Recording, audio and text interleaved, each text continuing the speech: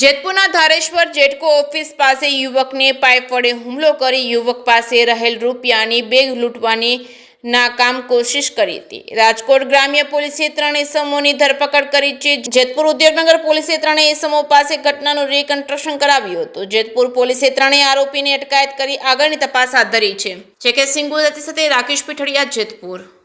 જેતપુર ઉદ્યોગનગર વિસ્તારમાં 2 દિવસ પહેલાં રાત્રિના સમયે એક લૂંટની કોશિશનો બનાવ બનવા પામેલ હતો, જેમાં ભોગ બનનાર બાઇક લઈને આવતા જે આરોપીઓ છે બે, તેમણે વચ્ચે ડિવાઈડર પાસે તેમને આંતરી અને ધોકા વડે હુમલો કરતા ભોગ બનનાર છે તેમણે એનો હાથ આડો ધરી અને થેલો પોતાનો આચકવા ન દેતા સામેની સિક્યુરિટી કેબિનમાં જતો રહ્યો. આ જોઈ અને બંને આરોપીઓ નાસી ગયા અને ત્રીજો આરોપી જે બાઇક લઈને રેડી હતો તેની પાછળ બેસી અને અંધારાનો લાભ લઈને નાસવામાં સફળ રહ્યા હતા. જે બનાવની ફરિયાદ ધોરણસર દાખલ કરી લૂંટની કોશિશનો અને તપાસ કરતા ઉદ્યોગનગર પોલીસ અને મદદમાં લોકલ ક્રાઇમ બ્રાન્ચની ટીમ પણ આવી ગઈ. જે 2 રાતની અને 1 દિવસની મહેનત બાદ રાજકોટ ગ્રામ્ય એલસીબીની ટીમના પીઆઈ શ્રી ઓડેદરા તેમજ પીએસઆઈ શ્રી ભીમાણી અને એમની ટીમને સફળતા મળવા પામેલ છે.